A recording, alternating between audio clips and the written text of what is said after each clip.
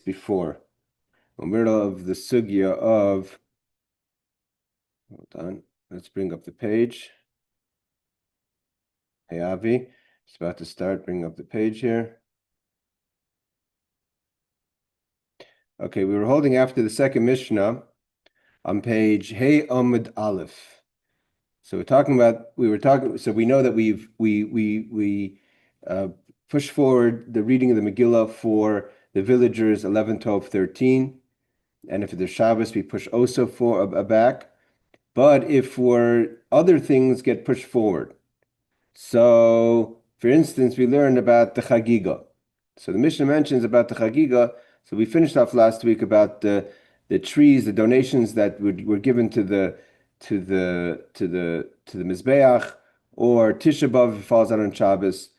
So the Mishnah is now going to break down the details. So we learned like this. The Gemara is going to break down. Tana, we learned in a Braisa. Chagiga v'chol zman chagiga ma'achrin. So the peace offering, which is the shlomim, which is the holiday sacrifice, and so and the entire time of the period of the festival peace offering gets ma'achrin pushed forward. So what does it mean? The peace offering, the chagiga, which is the name of the piece of the sacrifice for Yom Tiv, and the time of the chagiga get pushed forward. So the Gemara says, "Bishlei chagiga." I understand the actual sacrifice. What does it mean? The mikla b'shabta. If Shabbos falls out on the first day of Chag of the Yom Tiv, so ma'achrin al-lebasa shabta. So then we push off. When does the individual? This is an individual sacrifice. Means we have the holiday sacrifices, that's Korban Tzibur for Yom Tif that gets sacrificed in its proper time. Here we're talking about the Chagiga, which is the individual's sacrifice gets pushed off Levasa Shabta to Sunday, or then after Shabbos. Zman Chagiga Mahi, what does it mean? The time of the Chagiga sacrifice gets pushed forward. It's like Rashi says, it makes sense that if Shabbos falls, that if the Yom Tov falls out on Shabbos, we push it forward. Now, why don't we do a Chagiga sacrifice on the Yom Tov itself? We're going to learn in a second. Means the Torah tells us that a person comes in, just to give a breakdown. A person comes for the 3 holidays of Sukkot, Pesach, and Shavuos. One has to bring 2 types of sacrifices. There's the Korban Oilas Riyah, which is the burnt sacrifice for when you come to the temple. You bring an oila. The entire sacrifice gets burnt on the altar. There's no part of the sacrifice that goes to the person, the individual. The chagiga is a shlomim. A shlomim, only parts of it gets burnt and goes to the kohen, but the majority of the animal goes to the person who brings it, and that is their simchas chag. That is what they celebrate the holiday with, which is supposed to be v'samachta, b'basar, b'yayin. When it says you're happy with meat and with wine, the part of the meat is the meat of the korban chagiga. So if the korban falls out, if the Yom Tov falls out in the week, again, as much as they can, they try to get as many people to sacrifice on the first day. That's its zman, and then you keep on pushing it. You have up to 7 days throughout the holiday to bring your korban. You don't have to bring it on the first day. The mitzvah is the first day, but you have the tashlumim. You have the 7-day period where everyone should be able to, in that 7 days, get their sacrifices sacrificed.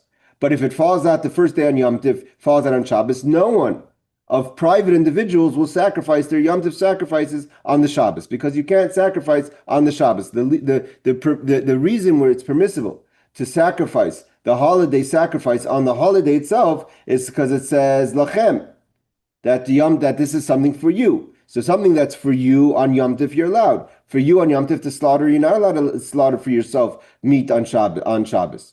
So Rabbi Yehudah explains, so that makes sense why the Chagiga gets pushed off. What does it mean the time of Chagiga gets pushed off? So Rabbi Yehudah explains. Rabbi Yehudah explains. This is what the Braisa means to teach us. Chagiga b'Shabbos, that if the Chagiga falls out on Shabbos, it gets pushed off to Sunday. That's the shlomim. Again, that's the sacrifice that a majority of the meat is eaten by the person who brings it for him and his family. The oilas riyah, what about the oila, which is a burnt sacrifice, which you also have to bring on the holiday? Afila b'Yom Tov d'zman chagiga machrin. Even on the holiday itself, meaning it's not Shabbos, it's the middle of the week, we do not sacrifice the burnt sacrifice on Yom Tov. Rashi is going to explain why. And what is the issues? We're going to explain why. So and who's this opinion? We're going to explain it right now in a second. Hold on, let's let a few more people in. Okay. The Rashi explains like this. Afilu b'yamtiv, even on the holiday. The zman chagi, meaning that we do not sacrifice the burnt sacrifice on the holiday. The zman chagiga hu shemutir lahakriv shalmi chagiga. The only thing that's permissible on the yamtiv itself, again, we're talking about, let's say, we're going to learn this is obviously applies to Shavuos as well. We know that all the holidays have a 7-day tashlumim. But let's just say on Sukkot or Pesach. So you have the first day of Yom Tov, and you have the 6 days that continue into the Chol HaMoed in the last days, right? So only on the Chagiga, which is a Shlamim, Lahakriv Shalmi Chagiga, is allowed on the Yom Tov. But nevertheless, although the Shlamim we can do on Yom Tov, but the Oila Riyah, meaning the burnt sacrifice, which is a second sacrifice, that you have to bring when you come, it's obligatory to bring when you come on the holiday. That doesn't get sacrificed for the individual until Chol Shamoed, until the Moyed, the Chol Moyed, which is after the first day of the holiday in Eretz Yisrael. And this is what the Mishnah the Brisa means to say. Chagigam Achrim, we push off the Chagiga, the Shlomim, if it falls out on Shabbos, because even for the individual, you can't do even though we have a limud lachem, it's only for Yom Tov. There's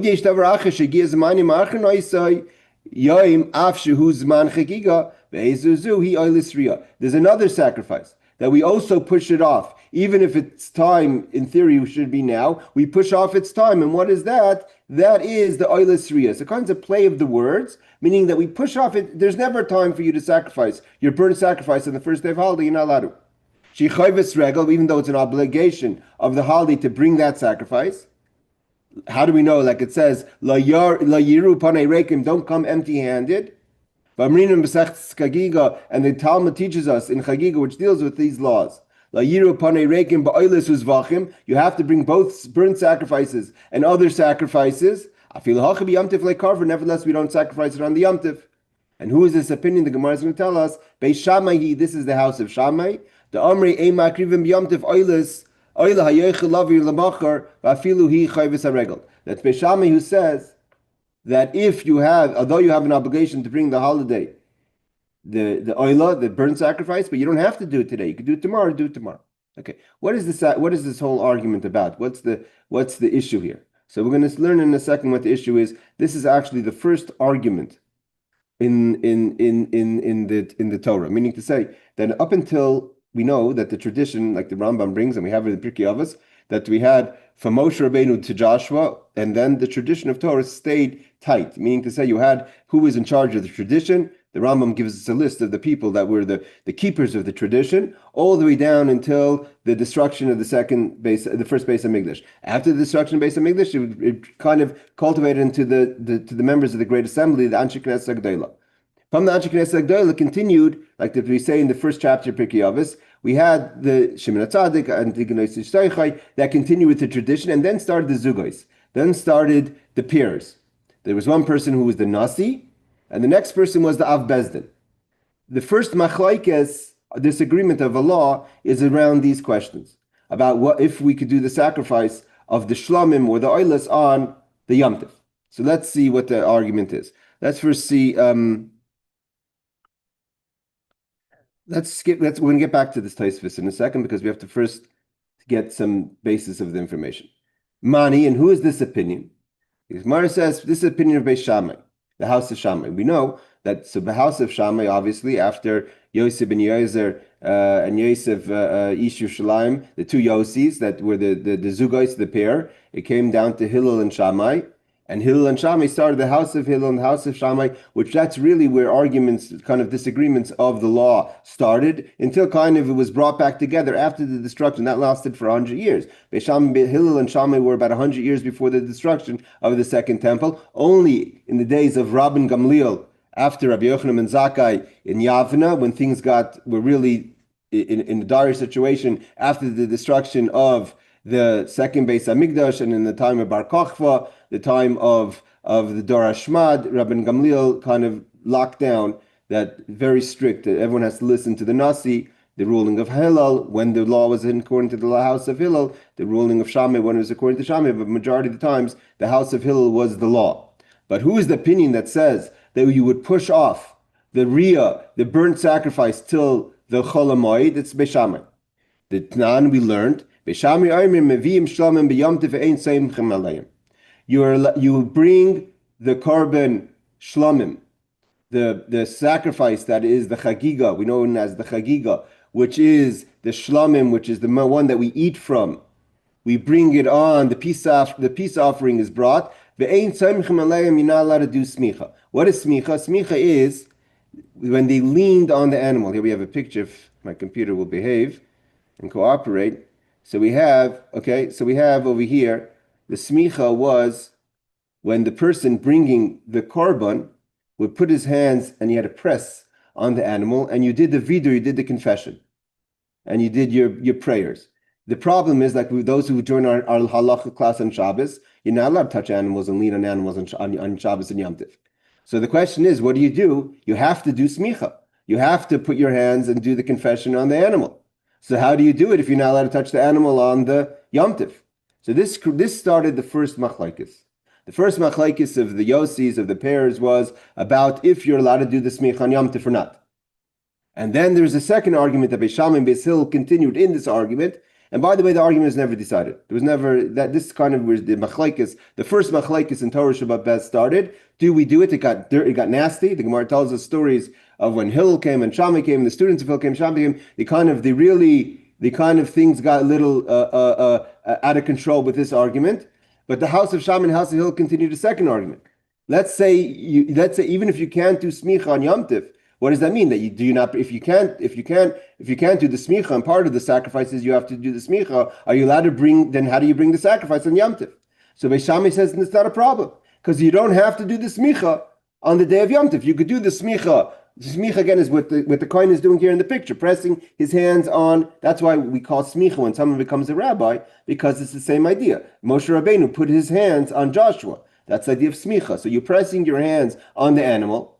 So here Beis Shammai says it's okay. Do the smicha on Friday, Erev Chag, and then on Erev Chag, which would be the day before Yom Tov, and then on Yom Tov you bring the sacrifice, and it's ready. It's good to go. Beis Hillel says no. A, you're allowed to do smicha on Yom Tov, and B, you're not allowed to do smicha before. Smicha has to be done right before the sacrifice. So these two arguments come together, where at the end of the day, the bottom line is, Beis Shammai says you could sacrifice the chagiga meaning the shlamim on Yom Tov, but you can't do smicha on Yom Tov. You do smicha on the day Erev Yom Tov. Beis Hillel says you could do the chagiga on Yom Tov, and you do the smicha on Yom Tov. So the house of Hillel, house of Shammai, continue to argue about this. They say even a story was that once Hillel the wise, came to the temple to do an animal, and they asked him what was the students of Shammai surrounded him, and kind of not to make machlokes, he said it was an animal, that it was a female, it wasn't a male, it wasn't a korban oila, and therefore they backed down. And because he wasn't ready to be strong with his opinion in public, they said a lot of the laws went according to Shammai in that day. It was a bad day for the house of Hillel because he wasn't ready to stand strong. And he kind of didn't want to make machlokes. He didn't want to make a big deal. So he kind of said it's a different kind of animal. It's a female animal, not a male animal. But this was with the argument. This is the argument we have now. So what did we say before? We said before that we have the Beis Shammai says you're not allowed to do smicha. We don't do smicha. We don't do smicha. So you bring the shlamim. You do not press your hands on it. You press your hands from Erev Yom Tov. But you're only allowed to do the shlamim. You're not allowed to do the korban oila, the burnt sacrifice. So let's see Rashi. Rashi says, Meviim shlamim b'Yom Tov. You could bring the shlamim on the Yom Tov if it's not Shabbos. Shehein meichel adam b'Yom Tov. This is what you eat on the Yom Tov. V'chsiv, and we have a verse to support that you're allowed to prepare food for yourself on Yom Tov. Like it says, Ach asher yeichel l'chol nefesh. What you need to eat, you could do on Yom Tov. So you're allowed to do the sacrifice on Yom Tov. Shabbos, you're not allowed to prepare food. So therefore, everyone agrees we don't do the chagig on Shabbos. But you do not do the smicha on the shlamim before on the Yom Tov itself. Why? So he says, sorry if the sound was coming, the mic was a little far. It says, Smicha is a prohibition. It's a rabbinic prohibition on the Shabbos and Yom Tiv. Elohei mishum shvus lo yiroichem agab behema ve'elohein al elu shiakrivu b'Yom Tiv yismechu me'esmol. So like we learned that you're not allowed to ride an animal on Shabbos and Yom Tiv. So too you're not allowed to do the smicha, pressing on it. So what do? Yismechu me'esmol. You do it the day before. The less than the Beis Shammai take of the smicha shchita. Beis Shammai is not of the opinion you do not have to press the animal, do the smicha right before the slaughtering. So you could do it on the day before, and you do your confession the day before, and you slaughter the animal on the Yom Tiv. Avaloi Eiles. Beis Shammai says why? Because the verse says Asher Yeichel Lachal Nefesh. Only Oichel Nefesh you're allowed to. And we're going to learn another verse that only says Lachem, not L'Shamayim. So what the food that can be eaten is only for you, not for heaven. So Beis Shammai says, therefore, burnt sacrifices can't be done on the Yom Tov. And that's why the statement of Ma'achrin Zman, that we push off the time of the Chagiga, is referring to the burnt sacrifices that will never be sacrificed on the first day of Yom Tov, notwithstanding if it falls on a weekday or the Shabbos. However, Beis Hillel Oimrim Meviim Shlamim Va'ilais, both the Shlamim and the burnt sacrifices are brought on the first day, if you can, and V'Sayim Aleim, and we do Smicha on the Yom Tif itself, because they disagree. They say that there's no shvus. This rabbinic prohibition doesn't apply in the Beis Hamikdash. So let's see Rashi. Rashi says avaloi oiles. Beis Shammai says you can't do the oiles sacrifice. So therefore, the statement of the Brisa would be according to Beis Shammai only, because Beis Hillel would say, if it falls out on the statement of the Brisa that says that we push off the Chagiga and the time of Chagiga wouldn't apply to Beis Hillel, because it's Beis Hillel, it's only Shabbos. If it's Shabbos, if it's Shabbos, we can't sacrifice. If it's in the week, we do all the sacrifices. Because they hold that the pasuk says lachem, and lachem means comes to exclude goiva. Goiva means heaven for Hashem. So Hashem does not, you don't have you're not permitted to sacrifice, to slaughter for Hashem, the sacrifice, therefore you have to wait on that private sacrifice. We're not talking about the public sacrifices. The private sacrifice, which is for the individual, the oilus riyah, the burnt sacrifice will have to be done in the Chol HaMoed. But the house of Hill disagrees. Mevim shalom v'oilus, you bring both the shalom and the oilus, and umani mekayim lachem v'lei lenachrim. So what do we do with the word lachem? Because lachem means, seemingly, it's telling us something. So Beis Shammai says lachem means your sacrifices, not the ones you're bringing for heaven, because the burnt sacrifice is only for God. So Beis Hillel says that's not what that's not what it means. It means lachem for you and not for the nochrim. You're not allowed to do a Gentile sacrifice on the Yom Tiv. Okay, let's do the Taisus. I want to bring down a little bit of halacha over here, because there's a lot of halacha questions over here.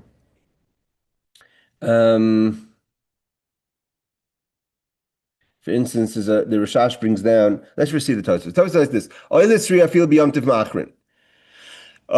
Everyone agrees that the burnt sacrifice, even on Yom Tiv, you do not do that. You don't do it. You don't do smicha. Even Beis Shammai says it's an opinion of Beis Shammai. You do not do the oilis ri. We do not do the burnt sacrifice on the Yom Tiv.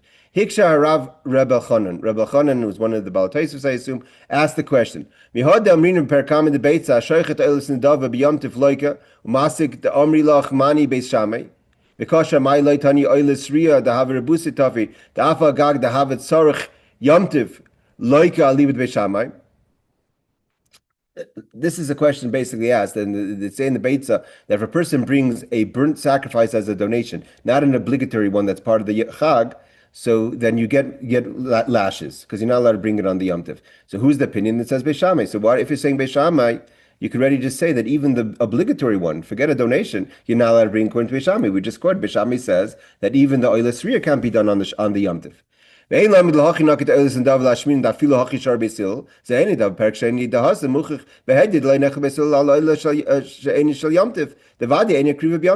can't say that it's coming to prove a point that even Beis Hillel would agree that you're allowed to bring a burnt sacrifice of a donation, because Beis Hillel doesn't agree. He only says you could bring the obligatory ones, the ones for the holiday. But if you have a donation, bring a donation at a later point. Okay. I was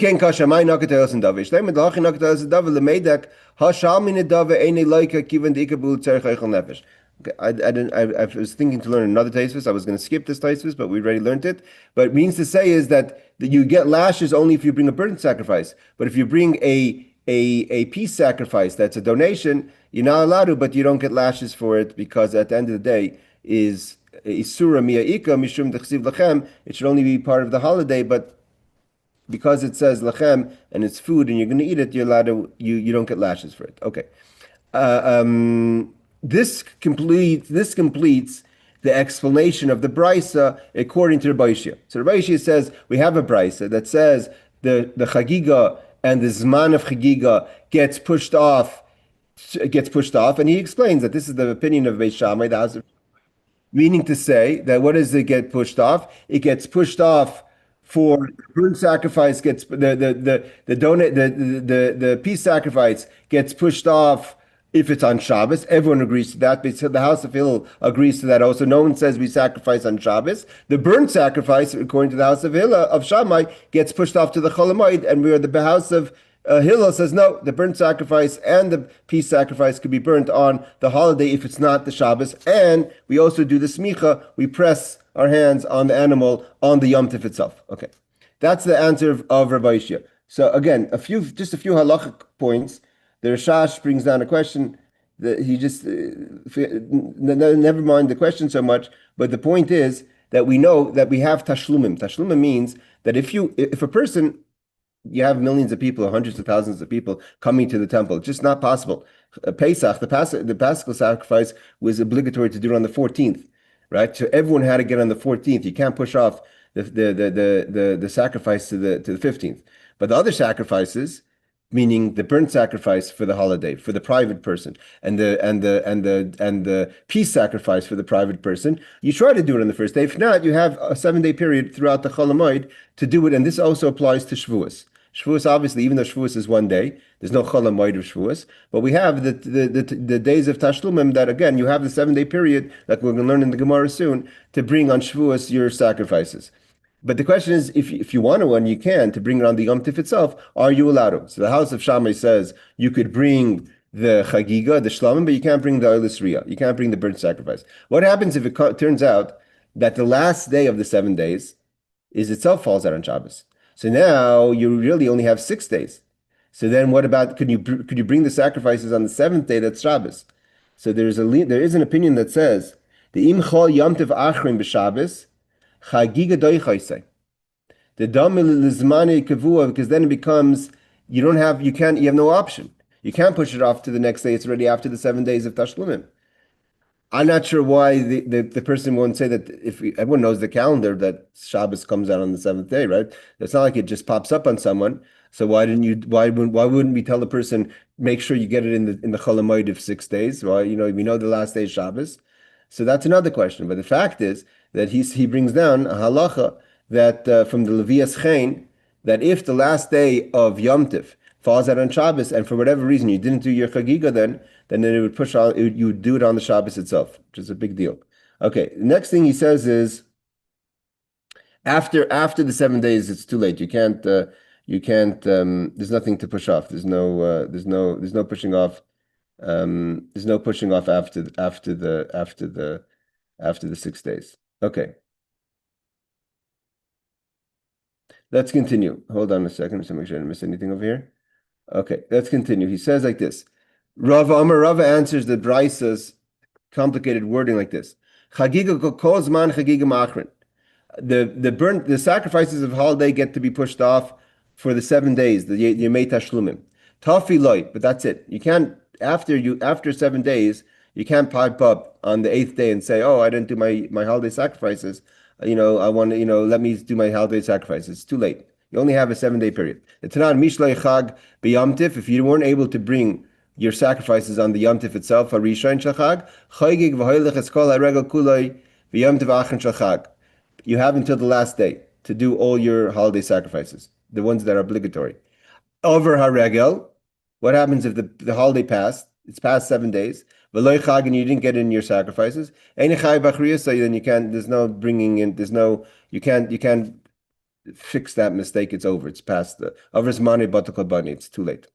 He says, Rashi says, Kol zman chagiga kol haregel ad yom tov achron Rashi lashoisa. You could wait until the last day, but after the last day, again, you're not allowed to. Again, the Levias Chen says if the last day falls on Shabbos, it would push off the Shabbos according to Levias Chen.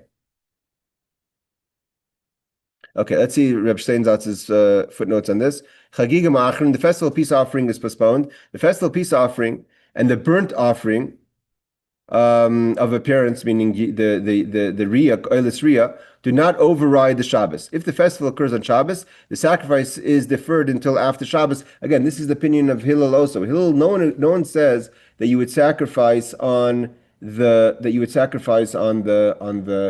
Shabbos. The question is if you sacrifice the Oilis Riyah, and do you do Semichah on the Yom Tov? According to Beis Shammai, you only do the Chagiga, the Shlamim, the peace sacrifice, and you do the Semichah, the pressing on top, and the confession the day before. And according to the house of Hillel, we do both the burnt sacrifice and the peace sacrifice, and we do the Semichah on the Yom Tov itself. If over a reg of lechag, if the holiday passed and you didn't bring the sacrifice, if the entire festival has passed and one has not yet brought the offerings of the festival, he no longer is obligated to bring them. This is a fulfillment of the verse, that which is crooked cannot be made straight. So the Rambam says it's too late. You can't fix what's been done. Okay, so that's how Rava understands the statement. Rava understands the statement that Chagiga is done, pushed off for Shabbos, and Zman Chagiga, as long as the holiday, you have time to bring your sacrifice. Once it passes, it's too late. Okay. Rav Ashi understands the statement the third way. Rav Ashi says Chagiga, v'chol Zman Chagiga machrin. Afilu atzeres, right? Because a person may say, okay, Sukkot and Pesach is a 7-8 day holiday. So I have all this time to bring my sacrifice. But Shavuos is a 1 day holiday. So I mean, what happens if on the 1 day I don't get my sacrifice in? I'm not sure. I'm not sure if it was impossible, or if it just was inconvenient. I mean, even on Passover, most people we all know, right? Why do we eat afikomen? What's composed Pesach is coming up. Why do we eat afikomen? The afikomen is the matzah that we eat at the end of the Seder, right? And after that, we don't eat anymore. That goes to when the Jewish people ate their actual Korban Pesach. The Korban Pesach was eaten after you ate your meal, ala soiva, right? When you're ready, means what did you eat before then? You ate your Korban Chagiga, your peace offering. That's why we have the egg on the Seder plate to represent that offering. So if the 14th fell out on during the week, right? So if the 14th fell out during the week, so you did your Chagiga sacrifice and your Paschal sacrifice. You ate your Chagiga, that was dinner, that was your Shudas Yom Tov. On top of that, you had your little piece of lamb from the Paschal sacrifice. That's the matzah that we eat before benching, which is the afikomen. That's the Korban Pesach, ala soiver, when you're ready full. So obviously, everyone got their Chagiga in on the 14th. So it was possible. And then aside from that, you had to do the Korban Pesach. So if the Kohanim wanted to, even in the biggest numbers, you were able to figure out a way to get your shlomim, because everyone had to eat ala soiva. Everyone had to eat after the Chagiga. So I'm not sure on Pesach who really brought in, unless you ate from someone else's sacrifice and you brought yours later. But I guess there's different methods of doing. But I think if the priests wanted to, they could have got everything in on the first day. So it could be a convenience both for the Kohanim, right? It's like waiting online. You'd have to wait online the whole day to make sure it's easier to go on the second day of Chol Hamoed when it's less crowded and get your sacrifices and have a little more time and peace in the temple. It's not clear. Maybe we have to learn Chagiga to understand why they needed these 7 days. But what about Atzeres? Atzeres is only 1 day. Shavuos is only 1 day. So the Chad Yoy Ma'achrin, nevertheless, you have also, even though it's 1 day, you still have the 7 days. The Tanan Moedim, everyone agrees. Shimchol Atzeres liyes b'Shabbos, sheyom tibuch achar Shabbos. Which means what? Everyone agrees is talking about the house of Shammai and house of Hillel. Back to the argument. What happens because Shavuos could fall out on Shabbos itself? Now everyone agrees if Shavuos falls out on Shabbos, you can't do any sacrifices on the Shabbos. We just said we don't do sacrifices on Shabbos. Forget to leave the Yaschen for a second. So we don't do sacrifices on Shabbos. So what do? We have 7 days to do it. So everyone starts on Sunday to do Yom Tibuch. Tibuch means the slaughtering day, which is after the Shabbos, not on the Yom Tif itself. Let's see. Rashi's going to tell us a little bit more, and then we finish the subject kind of the Chagiga, and we go on back to Purim. Rav Ashi says, Chagiga calls man shnemer by Chagiga ma'achrin im ba b'Shabbos. Afilu atzeres she'eni el yemecha tashlum yeshla. You don't have to be worried. Even if Shavuos falls out on Shabbos, you still have tashlumim, which is known as the Yemei Tashlumim. The days, tashlum means the days to fill, to be mashlim, to complete. that you have 7 days even during the Shavuos holiday to bring your holiday sacrifice. After that, that's why we don't say Tachnun halachically. We don't say Tachnun from Shavuos until the days of Tashlumim because it's kind of quasi-holiday. Kol Shiva v'adayin yesh lo zman liyakriv, you still have time to bring your sacrifice. Umoidim batzeres, everyone agrees. Shechol yis b'Shabbos, what happens if Shavuos falls on Shabbos? The Maseches Megillah teaches us, Nechelchu batzeres shechol yis b'erev Shabbos. There's a disagreement between the house of Shammai and the house of Hillel if Shavuos falls out on Friday. Shvei Shammai omrim yom tevuch shel atzeres acher haShabbos. That Beishami Yom Tevuch Shel Atzeres Acher Shabbos, meaning to say Nechlu Batzeres Shechol Yis b'Shabbos.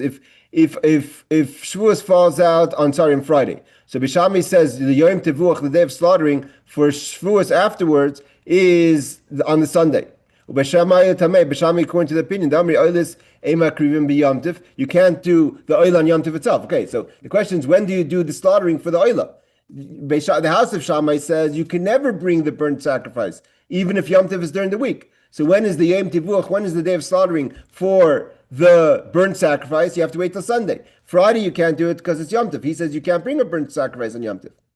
You can't because he has the limit of Lachem. Shabbos you can't, obviously it's Shabbos, so you have to wait on Sunday. The house of Hillel says no. Bring both sacrifices on Friday because you're allowed to sacrifice an oila, burnt sacrifice on Yom Tov. And we do the Semichah on Yom Tov like we said. Hilkach lo yakriv ad achar Shabbos, you have to wait till Sunday. Beis Hillel says no. Ein liyom tivuch, that's not the day of slaughtering. Ein tzarich lahamtin liyom tivuch shashlam v'oilis krivim b'Yom Tov, because you're allowed to sacrifice both the peace offering and the burnt sacrificing on Yom Tov. However, the house of Hillel agrees that if Shavuos falls out on Shabbos, everyone agrees we do not sacrifice not the peace offering or the burnt offerings on Shabbos. Then we wait for the day of slaughtering, which means the day afterwards, which would be Sunday. Clearly, we see that everyone agrees that we have days to make up. Because everyone would agree that if Shabbos falls out on Shabbos, you can't do the sacrifices. So then you think, that's it, I lost my opportunity to bring a Yom Tov sacrifice because there's only one day Yom Tov. No.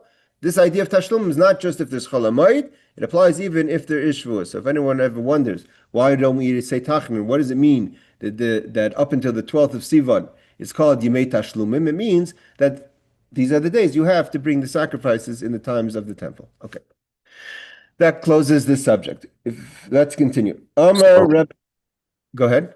Just to be clear then, so for the actual Korban Pesach, this is about the Chagigah, but for the Korban Pesach itself, there's none of this notion of being pushed aside. Everyone has to do it in the Zman, regardless of all the considerations, whether it's Shabbos, whether it's... That's exactly a great point. So when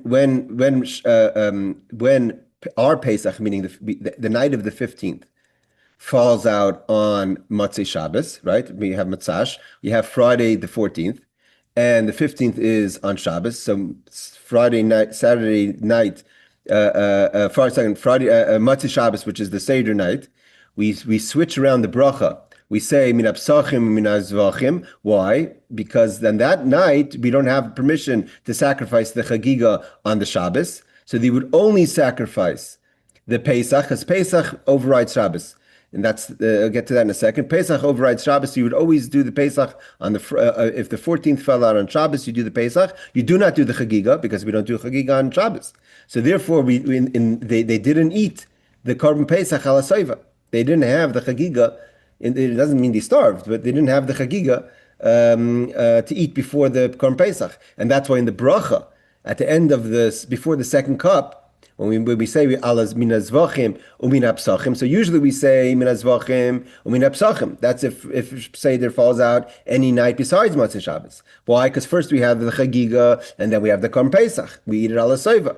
But if it falls out on Motzei Shabbos, we're not allowed to sacrifice the Chagiga. And we only sacrifice the Korban Pesach, and that's why the nusach is min apsachim and min azvachim. We switch it around because we didn't do the zvachim until Sunday. And how do we know that we could do the Korban Pesach on Shabbos? So actually that's how Hillel became Nasi. The house of Hillel is started by Hillel, the elder. before Hillel was Nasi, there was the Bnei B'Seira were the Nasiim, the children, and study more who the Bnei B'Seira were, but they were the leaders of the Jewish people. They're not Shmaya V'Aftalion, so Shmaya V'Aftalion kind of with the tradition, but the Bnei B'Seira were considered the leaders of the Jewish people until it came a Shabbos. What happened? It's a weird story. Until it was a Shabbos of the 14th, and he forgot if they're allowed to sacrifice the sacrifice of Pesach on Shabbos.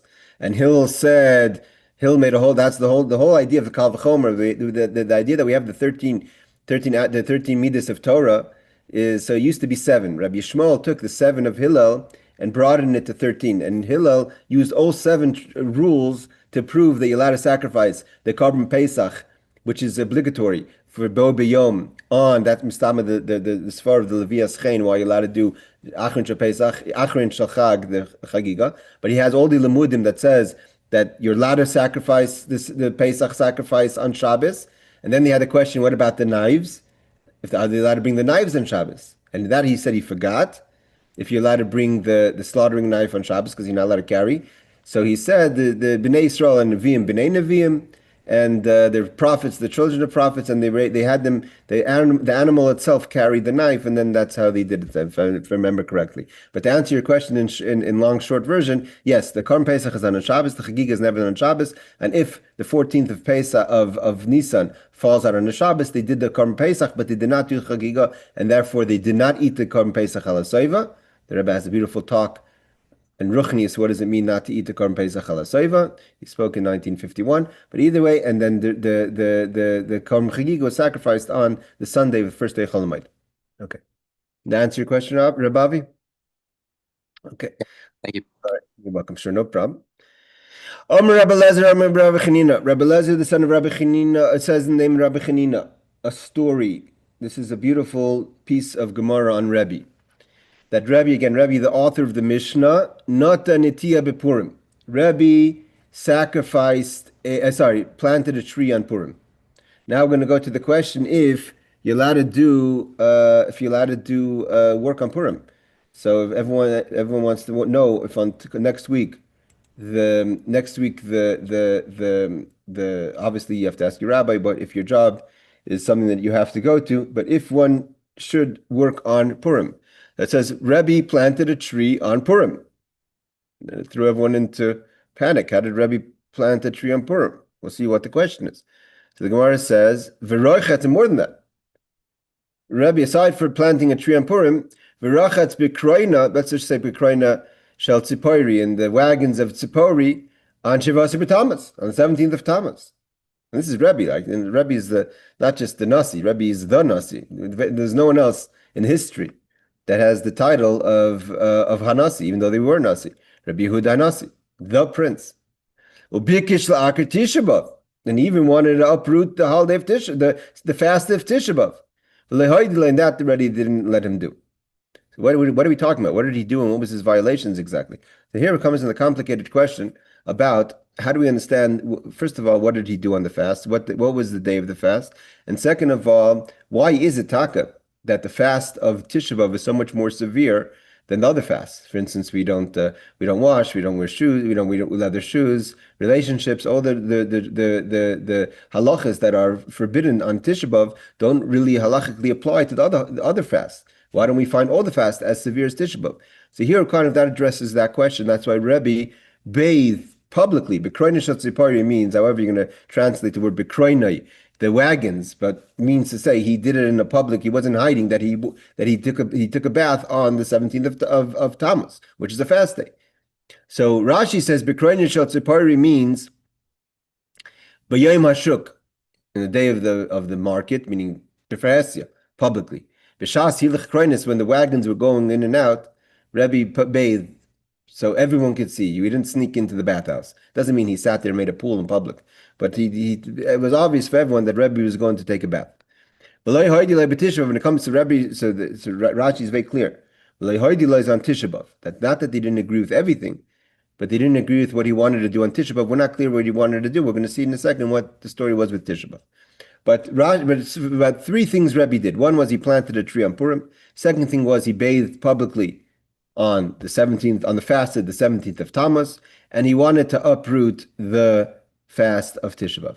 Okay, we have to understand, this is not, one does not draw conclusions from this Gemara, because we're going into the question really of the laws of fasting. Fasting, we all know that the halacha and the custom of how we do it is we all fast all the fasts, and it's not for us to say that today we're not in a threat, etc., and therefore we wouldn't have to fast. But what's the basis of this whole thing? So the Ritva says like this, that halachically all the fasts should be as severe as Tisha B'Av. But in Rebbe, the Gemara in Taina says that there's 3 times. There's the time when things are bad for the Jews. There's times when things are good for the Jews. And there's a time which is called She'ein Shalom Ve'ein Shmad. It's not great. Ein Shalom means it's not majorly peaceful. Ve'ein Shmad, it's not a time that people are trying to kill us. We're kind of on pins and needles, and that was the time of Rebbe. Rebbe, we know, had a fabulous relationship with the Caesar, with Antinous, but kind of it was still the Roman rule, and the emperor himself had limited strength. So Rebbe was in a time which was called Ein Shalom Ve'ein Shmad. And so therefore it says, in the Rosh Hashanah it says, that if it's in a time of Ein Shalom and Ein Shmad, it's kind of not here, not there. So it says, Ratzu Misanim, Ratzu Misanim. Then you can decide if you want to fast or not. If it's a time of peace, you don't have to fast. If it's a time of Shmad, of when they're trying to persecute the Jewish people, we always fast. What about not here, not there? One could argue that's maybe our time. I wouldn't say we're exactly Shalom, but we could say that our time is Ein Shalom, Ein Shmad. So the Gemara itself says, Ratzu Misan and Ratzu Misan. Therefore, meaning the Ritva says like this, because really Shiva Asar B'Tammuz should be as severe as Tisha B'Av, but because his time was not Shalom and not Shmad, it was kind of not here, not there. Therefore, Lachirach Rabbi B'Yizam Tammuz. That's why he bathed himself. So the Ritva says if that's the case, maybe he also ate. If he bathed himself, maybe how do you know that he even fasted? And the only reason the Gemara mentions that he bathed because that's what he did publicly. Maybe he ate privately, but he says Mistaver, it makes sense that even when we say that biratzu lei biratzu, if you want, if you don't want, is only talking about the severity of the fast, meaning not to bathe, etc. But eating, even today, even in a time which is Ein Shalom and Ein Shmad, we still fast. And he says, the Ritva says, we have to understand, it's not from a minhag, it's not just out of custom that we fast, but it's because this is what the Prophet said, that the fast of the 17th is the fast of the 17th, doesn't get uprooted like the Rambam writes until Mashiach comes, until it says Yom Simcha. And therefore the Shulchan Aruch writes, just saying the law, that the 4 fasts are, you're allowed to wash yourself and oil yourself, and the only thing you're not allowed to do is the eating. And the question is also the reason why some people say the reason why we don't have the severity of Tisha B'Av and the rest of the fast is because of just it was too difficult for people. Okay, but let's see what Tosfos says. Rabbi Stein says I think it's more into detail about this below. Just answer one quick question. Sure. What's the reason for planting a tree besides saying you can work? That's the question. The Gemara is going to ask if Rebbe was able to plant the tree on Purim because he's not supposed to work on Purim. But what's his reason besides that? Is there any other reason? The Gemara is going to address it. If you're talking about the Gemara is going to address it in this. Well, hang tight. If we get today or next week, we'll get to the Gemara addresses that question. Okay, obviously he didn't sit in a Tosfos says he didn't sit in a wagon of water. Like that's a little exaggerated, but it means that he bathed publicly. So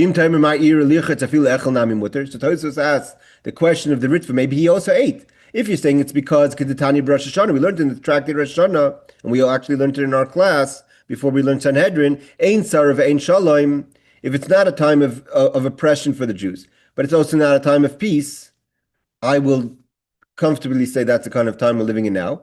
Then you don't have to fast. If you want to fast, you could fast. If you don't want to fast, you don't have to fast. So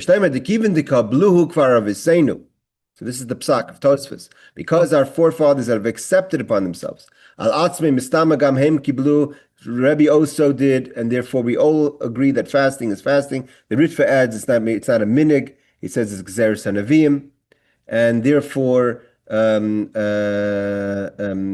fasted. Surely he fasted, but the bathing he wasn't so careful. He bathed. Again, one who learns in Shulchan Aruch, therefore it says, just to finish off, there is a concept of a machmer alatzmi tavlei bracha. There's certain things that we say, for instance, relationships on the Shivas Patamas clearly says in Shulchan Aruch, that's brought down in I think it's the Ramah or the Magen Avram, that says that a machmer is someone who's careful not to have relations on the 17th of Tammuz, tavlei bracha, you should have a bracha. Okay. B'kesher la'akar Tisha B'Av. What is it? V'loy hoide kasha. What does it mean he wanted to uproot Tisha B'Av? Heichi salka daitach. What's even the thinking of the Gemara before we even explain what this means? What did we even think that he wanted to uproot Tisha B'Av? The high Tana, the Rebbe, that you're saying Rebbe, such a the leader. He writes akar Tisha B'Av. The Gamrei v'amrinan. We learned kol ha'oicha v'shoyse b'Tisha B'Av any rayv nechama. If you eat and you drink on Tisha B'Av, you're not going to see in the salvation of the nechama of Yerushalayim. How could Rebbe take uproot Tisha B'Av when one court can't just uproot what another court did? Like we learned about the members of the Great Assembly. You have to be greater in wisdom and numbers. And I'm not going to finish the statement, but Tosfos is basically saying Rebbe didn't have that authority. Rebbe didn't want to, even the thinking, we're going to see that's not the conclusion, but in the thinking, Rebbe wanted to make Tisha B'Av like the rest of the holidays, meaning you don't have to wear non-leather shoes, and you don't have to, bathing is not so strict, and relationships is not so strict. This Tosfos is very schwer. Tosfos says, because there's an argument. Like Rabbi Yochanan, Rabbi Yochanan says that based on when the temple actually burned, the severity of the burning was really on the 10th. So Rabbi, according to Tosfos, could be Rabbi wanted to move it from the 9th to the 10th, like Rabbi Yochanan says that if I was there when they made the fast, I would have made it on the 10th. But then that doesn't really, first of all, that doesn't answer the question of how could he uproot something from the Bezin. The Bezin already decided it's the 9th. Like Rabbi Yochanan says, if I was there, but he wasn't there, therefore he can't change it. So why would Rebbe want to change something if he doesn't have the numbers and the strength to change it? So it doesn't that some people are still questioning what Tosfos means with that. Okay. Let's see Reb Steinsaltz's notes. Okay, apparently from the Greek word, what is a kroina, meaning a spring or a well. So that makes a little bit more sense that he kind of went to a public spring, so then of flowing water, and he washed himself, bathed himself on the 17th of the fast of the 17th of Tammuz. This translation is suggested by the Aruch as well. Alternatively, the word may be in the Greek karon, meaning a car, a cart of a wagon. All right, so I think we said that Rebbe did it in Tzipori, right? So where's Tzipori? Just for the map. I don't know how people familiar with Tzipori. Tzipori is till today. I was there once. So if you want to just look, because the Gemara is going to go into the whole question, where did Rebbe live? Do we know that then Jewish people lived kind of in the north? So if I'm not mistaken, so here, if you're looking at the map over here, this is Tiberias. And Tzipori, I think, is over here. So it's it's in the hills. Yeah, so here's Tzipori National Park. So here's Tzipori. If you take the 77 today, you're going to go down to to Tiberias. Rebbe traditionally lived in Tiberias. That's what we're going to learn. He's kept Purim in Tiberias, and Tiberias is a question to be a city of the 15th, not the 14th. So Rebbe could have lived in Tiberias for various reasons. He moved north towards Tzipori. I think one of the reasons was for health. Tzipori is in the mountains, better ear. Anyone who's been in the summer in Tiberias knows it's sweltering hot in Tiberias, very hot place. So that's not too far distance, but it's still a distance west towards the Mediterranean, up in the mountains, up in the hills of the Galilee. Okay, so Reb Steinsaltz says, where's Tzipori? Tzipori was a large town in the Upper Galilee, and the perennial rival to Tiberias. Okay, it was the rival of Tiberias for the recognition of the religious capital of the Galilee. So they weren't sure what was there was two cities that kind of fought over who was the capital of the Galilee, whether it was Tiberias or if it was the Tzipori. During the Second Temple period, it enjoyed special status among the towns of the Galilee due to its large and learned Jewish community. Among the Tanoim who lived there were Rabbi Yochanan ben Nuri, Reb Chalafta, and his famous son, Rabbi Yossi ben Chalafta. Rabbi Yehudah HaNasi moved to Tzipori toward the end of his life, and it was the seat of the Sanhedrin for about a generation. Rabbi Yehudah HaNasi's leading disciples lived in Tzipori. Rabbi Shmuel, son of Rabbi Yossi, Rabbi Gamliel, the son of Rebbe, who was later appointed Nasi, his brother Reb Shimon, Rabbi Chanina bar Chama, later the head of the Tzipori Yeshiva, and Rabbi Yanai. Even after Sanhedrin moved back to Tiberias, Torah scholars continued to live in Tzipori. Among them, the important Amoraim in Eretz Yisrael, Rabbi Chanina of Tzipori and Reb Mana. Okay, so Tzipori was a city that rivaled Tiberias. Rebbe lived in both cities.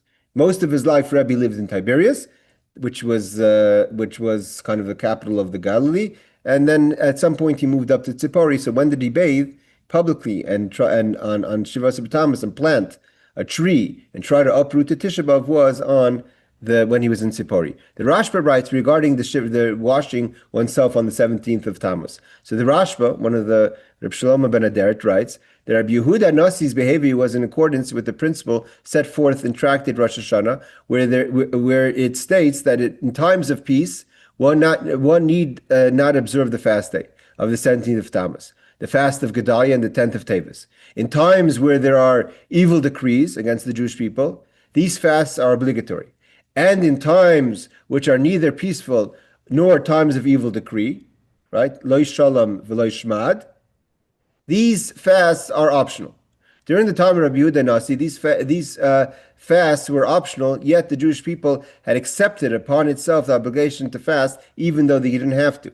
Nevertheless, Rabbi Yehudah HaNasi was of the opinion that this voluntary acceptance applied only to the actual fasting. This is all the Rashba clarifying what we learned from the Ritva and the Tosfos, but not other prohibitions of the fast day, in other words, bathing. There are those who add that according to the comment of Reb Abba bar Zavda, the 9th of Av occurred on Shabbos.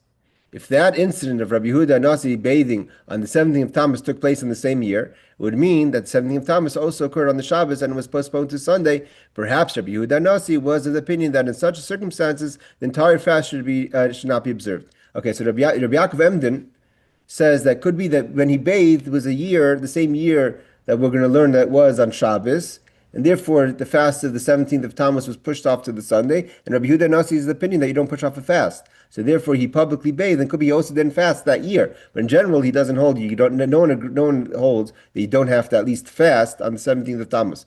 Based on what Rabbi Yaakov Emden is saying, is maybe he wouldn't have bathed in public either.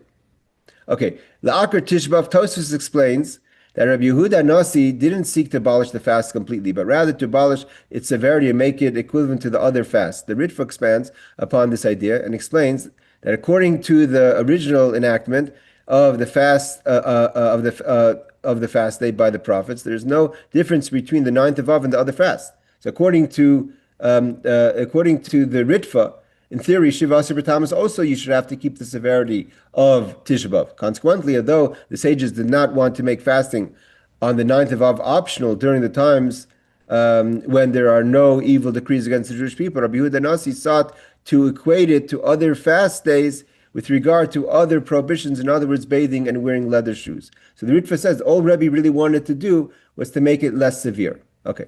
Either way, the Gemara continues that that's not really what happened. Rabbi Abba bar Zavda explains what happened on Tisha B'Av. Rebbe loy kacha yemaisa. This is not the story. El Tisha B'Av shechol yis b'Shabbos haba. This was a Tisha B'Av that fell out on the 9th of Teves. The 9th of Av, fell out on a Shabbos. U'difkinuhu la'achar Shabbos. They had a fast on the Sunday. You don't fast on Shabbos on Tisha B'Av. V'amar Rebbe, and this is the famous Rebbe. The Rebbe would quote this all the time. Hoyel v'nitcha yidache. If it's already pushed off, push it off. If you already were not fasting on the day, forget about Tisha B'Av.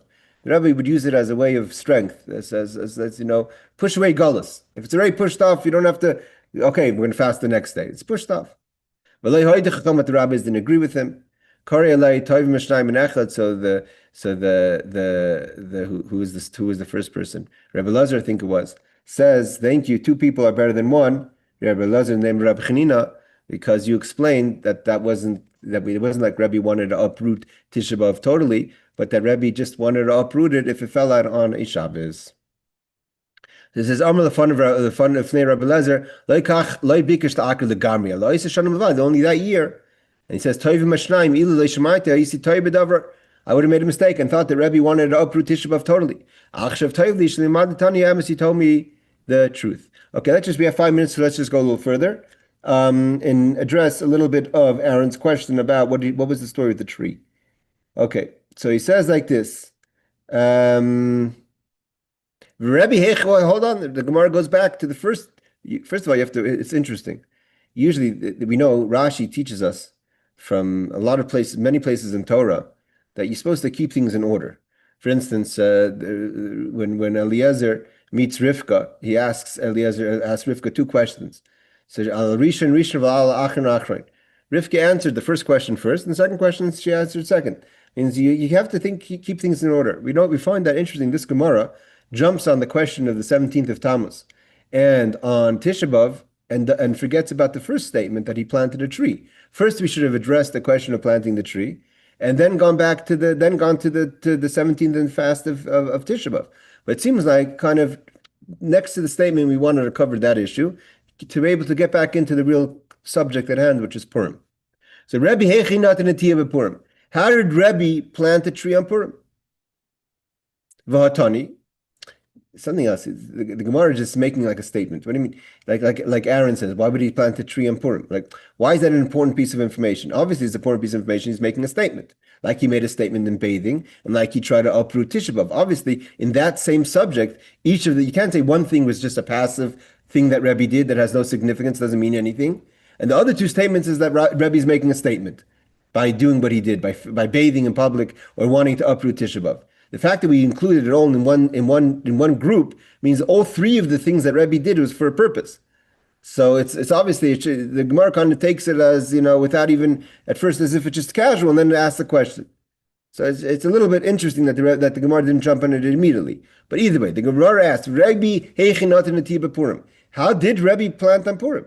V'atani Rabbi Yosef. We learned Rabbi Yosef teaches Simcha u'mishta v'yamtiv. We have a verse of Esther 9:19 that says that the holiday of Purim. Okay, this is where it gets complicated. It's not so clear what we're going to learn the story a little as it gets on, that what Esther and Mordechai wanted to do wasn't 100% accepted. They tried to make it an actual holiday. The Jewish people accepted partial of what they wanted. So initially it says they wanted Simcha, that should be a day of happiness, Mishta, festivities, V'yamtiv, and a day of holiday. Yamtiv means holiday is holiday. Simcha malamich asur mehesped. Simcha means you're not allowed to eulogize. Mishta malamich asur b'tainis. You feast, it means you're not allowed to fast. V'yamtiv, what does it mean yamtiv? Malamich asur b'siyas malacha. It should be like any holiday, you're not allowed to do work on the holiday. So how did he plant the tree on Purim? You're not allowed you have to keep it as a holiday, which we all know that kind of the end result is that we're not supposed to work. It's not a time of bracha to work, but we don't have the stringent. It's not a holiday. So the Gemara answers first. The Gemara is going to kind of talk it out a bit. The Gemara answers this is the beauty of the Talmud, because if you just give an answer, then you don't get all the information. So when you talk it out a bit, in the talking it out, we learn a lot. Rebbe bar Arbei Sarhava. Rebbe was one who kept the 14th as Purim. When did he plant? He planted on the 15th. So he didn't plant on the day of Purim itself. He planted on the season of Purim, because Purim is 14th and 15th. 15th in the places that are walled, 14th in the places that are unwalled. He was a person who kept the 14th. So therefore, when he planted on the 15th. He didn't live in a city that was surrounded by walls. And we'll get back to the Tosfos next time. The Tosfos basically asked the question about if even hesped, what does it mean you're not allowed to eulogize? Avelis is midiraisa. So this becomes a big halachic question, which we have to discuss a little more detail next time. But hesped is midiraisa. Avelis are not hesped. Avelis is midiraisa. Purim is derabbanan, is rabbinic. So you can't just say that. What's the halacha? What is it? How do we actually behave when it comes to Purim? When it comes to if a person's in mourning, in the 7 days of mourning, the first day of mourning, if you bury on Purim, what's the halachas? So we'll discuss that more next week. I just want to give it a little further in the Gemara. So the Gemara says that you can't say that Rebbe is a 14th guy and he planted on the 15th. Well, Rebbe B'Tveria have it, right? We just learned before that Rebbe is in Sipori, but Rebbe really lived in Tiberias, like I showed you on the map. That's by the Sea of Galilee. That's by the Kinneret, and he lived in Tveria. B'Tveria Mekafes Chayma, and Tveria is a city that was surrounded by a wall from the days of Joshua, i.e., it's the day of the 15th. So how could he say he planted on the 15th because he's the 14th person? So the Gemara obviously answers, the Rebbe bar Chamesaver, Vechinata bar Beyasaver. Okay, so let's just switch it around. He kept the 15th, therefore he planted on the 14th, which makes more sense because he did something that's the traditional day for him, and he planted it on the 14th, but he kept the 15th. All right, we'll stop here. We'll go back. Aaron, don't worry about your question. It's going to be addressed about what kind of tree he planted. Then we're going to learn that he planted fakert, a tree of Simcha. That because Purim is a day of happiness, he wanted to plant a happy tree. I don't think we're doing next week, actually, because I think next week is Purim. We'll be in touch. Stay tuned to your WhatsApps to know if we have a class or not. Laila Tov, everyone. Take care. If I don't see you before Purim, happy Purim.